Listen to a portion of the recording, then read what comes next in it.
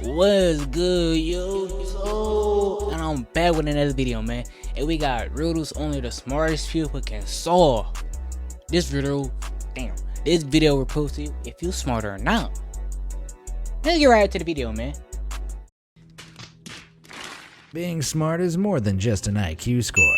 Thinking logically, trusting your instincts, and making the right decision can be the difference between survival and death.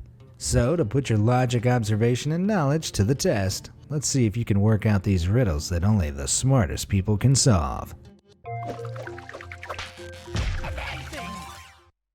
Number 10. Animal instinct. Comment down below how many you got right. Chifim. Yeah. Instincts. While on a heroic adventure, you've been poisoned by a wizard. He's made just enough antidote to cure you, but it's in a screw-top metal bottle at the peak of a rock face. Fuck. It's impossible for humans to climb, but luckily in front of you are 3 potions.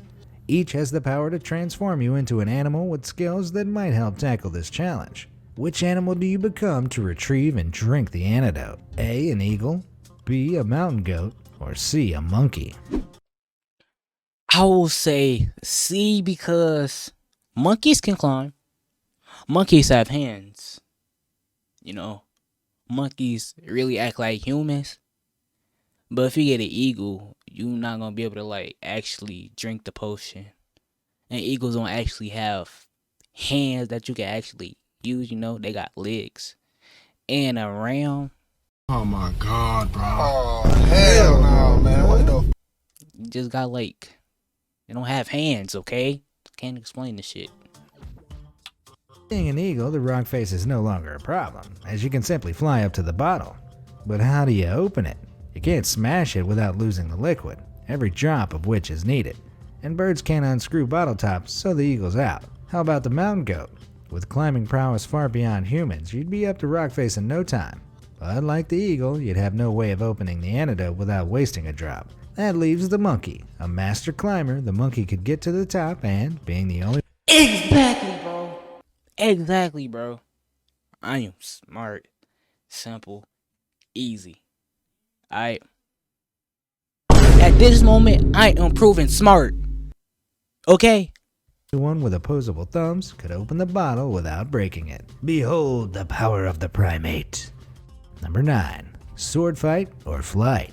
Cured and back in human form, you feel fantastic. The wizard realizes poison isn't going to defeat you, so he initiates an old-fashioned sword fight. Unfortunately, you don't have any kind of weapon except for your fists. There's a knife on the floor next to the wizard, and an exit behind you. What choice do you make to survive? A. Grab the knife, B. Run, or C. Use your fists. I'll say he probably sliced your hand off. So, I'll go with B, personally. I'll go with B. I'm not trying to get my hand sliced off, so I'll go with B.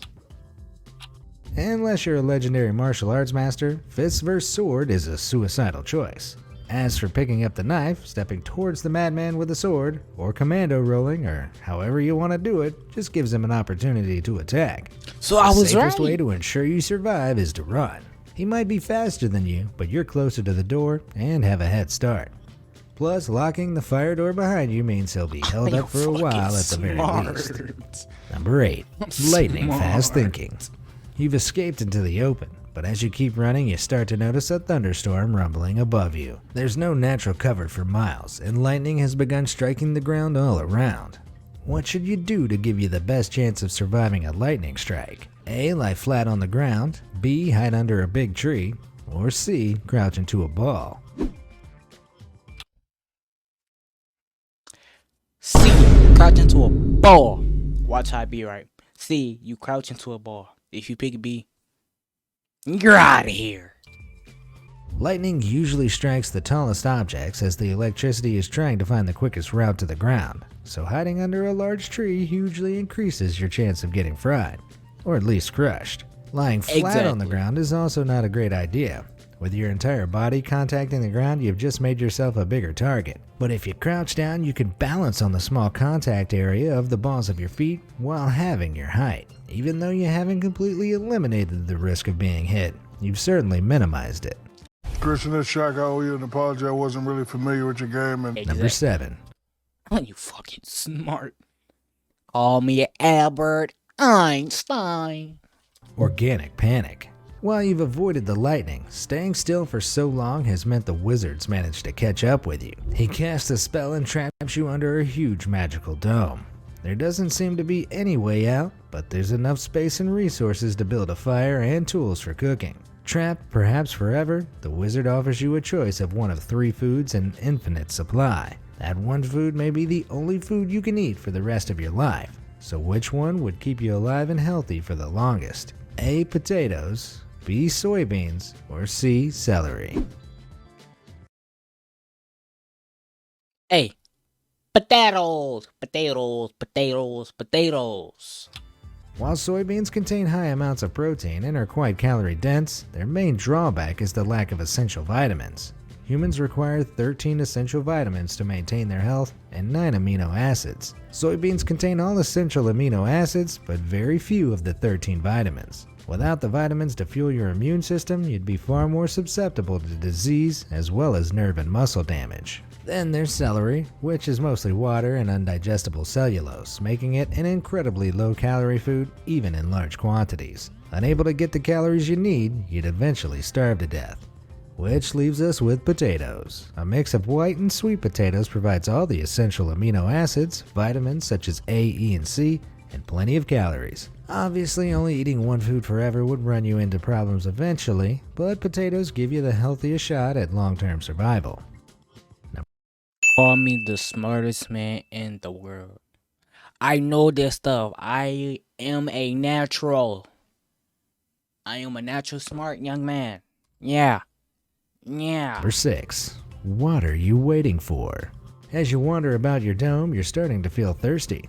Luckily, you notice there are 3 streams running through your little prison. One is blue, one is brown, and one is pink. Without a crystal clear water source available, which one of these streams would be safest to drink from?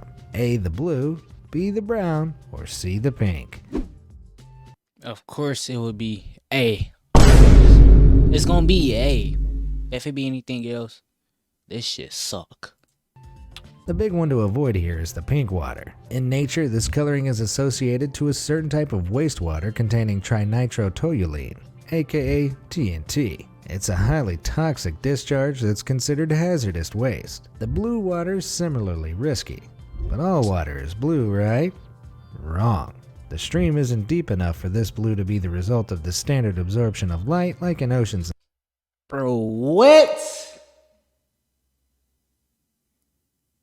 How? Come on. And lakes. Instead, this blueness is likely from particles of copper or iron from worn down limestone rocks or toxic algae, which can also give water a blue hue. Either way, it shouldn't be trusted. But brown water in nature is usually just muddy. It might be unpleasant, but it's least likely. Oh, I did not think of it that way, bro. I did not think of it that way. Likely to kill you, so drink up. Damn. Number 5. Deep trouble. After getting a drink, you realize the brown stream runs just deep enough for you to swim under it and escape the dome. But the wizard is in pursuit, so you climb onto shore and run. You come to a huge ravine that's several kilometers long in both directions and about 30 feet wide. The bottom's so deep you can't even see it. Someone has attached a tightrope across, and there's a rickety looking tree branch nearby that's 6 foot long. Other than that, there's nothing around. Do you A. use the tightrope, B. use the tree branch to vault across, or C. run up and jump across?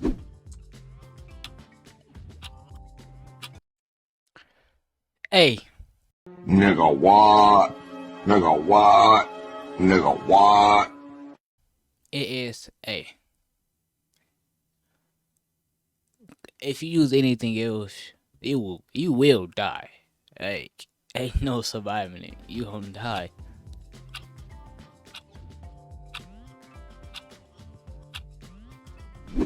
The world record for the long jump comes in at 29.36 foot. So unless you're better than a world-class athlete, you wouldn't stand a chance jumping unaided. What if you tried using the tree branch to pole vault? Firstly, it's too short to give you any kind of advantage, and secondly, judging by its thinness, it'd break or bend the minute you put pressure on it, which leaves you with the tightrope. But you don't have to be an Fucking smart, you dickheads. Yeah, nigga. acrobat to use it. Crossing your legs over one another and using your arms to pull, you can shimmy your way over like a sloth. Slow and steady wins the race. Number 4. Adrenalin. Once you're across, you untie the tightrope so the wizard can't follow you. Finally, you're free. You head back to civilization where you sell your story and become incredibly rich. But you've developed a taste for danger.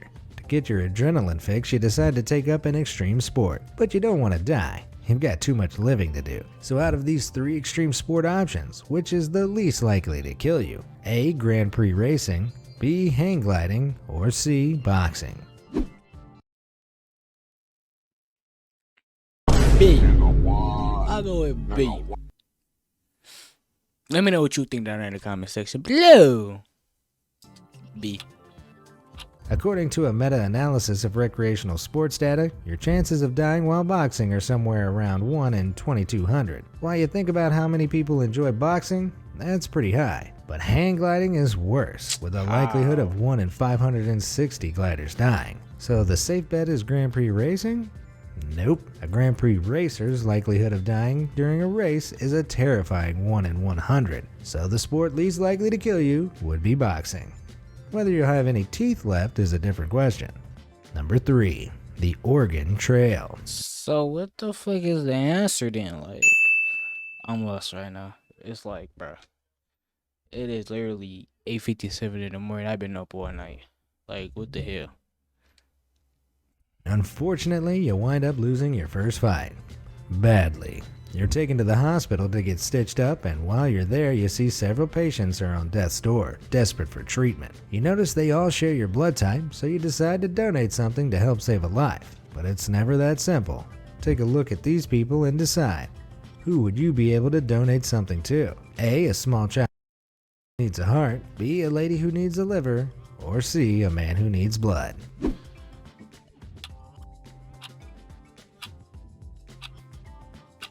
C. I'll say C. What y'all think? I'll say C. The easiest donation to make would be a blood donation, but the book the man's holding shows he's a Jehovah's Witness. As part of their faith, it isn't possible for the vast majority of them to accept blood transfusions. Sadly, you can't help the child either, as children's bodies are almost always too small to accept full-sized adult or teen organs. But the lady who needs a liver would be a perfect match to you, as you share the same blood type. How the hell was I supposed to know that? How? I ain't know what type of book he had. That Nigga, what? book. Live liver Damn. donation involves removing a lobe of your liver and transplanting it into someone else's. Amazingly, within approximately 3 months, both the recipient and donor's livers will grow back to full size. Sharing really is caring. Number 2. A real drag. As you're recovering from being such a good Samaritan, you decide to go and get some fresh air. But outside the front of the hospital are several people smoking. It's not good for their health, but can you tell which one of them is most likely to die from their addiction? A. A man smoking a cigarette, B. A woman smoking a cigarette, or C. A man smoking a cigar.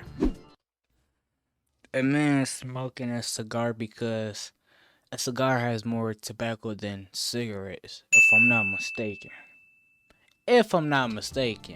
Let's look at the man smoking the cigar. His habit makes him 4 to 10 times more likely to die from laryngeal, oral, and esophageal cancers than non-smokers. But as most cigar smokers don't fully inhale, they're not as likely to develop lung cancer as cigarette smokers, which is cancer's deadliest form. Not that that makes cigars safe, mind you. But what about this lady? Well, women who smoke are 12 times more likely to die from lung cancer than non-smokers. But male smokers like this guy are 22 times more likely to die from lung cancer than non-smokers. How? Making him How? the most I'm likely lost. to die. With your uncomfortable I'm and lost. unasked for death prediction made, hopefully they'll all quit. Number 1. Savior's Choice. You're getting ready to leave when the President of the United States shows up to open a new wing of the hospital. You're in America after all, and this type of thing happens all the time. Probably. Your wife is helping you pack up your things and points out that the president is giving his blessing to the family of a newborn baby. But disaster strikes. The new wing of the hospital collapses. When you come to, you're at the edge of a hole in the rubble. In the hole, you can see your wife, the president, and the parents holding up their newborn baby. Rescue services are close by and no one seems to be injured, but the hero within you is overcome with the urge to help. But having just had surgery, you know you could only rescue one of them without causing serious damage to yourself. In this scenario, who do you have a duty to rescue? A, the president, B, the baby, or C, your wife? B, the baby, because the baby is lighter than everybody else. That should be the right answer. That better be the right answer. Now, the most moral thing to do here would be to get the baby to safety, and the most patriotic thing to do would be to help get the president out of there. But according to the law of the United States of America, you have a duty to your spouse to rescue them if you're able to in an emergency. Your spouse even has a right to sue you if you reject the chance to rescue them. So in this case, ladies first.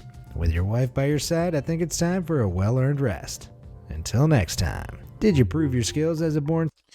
Man, if you enjoyed the video, go ahead and drop a like on this video. Make sure you subscribe to the channel. Yeah.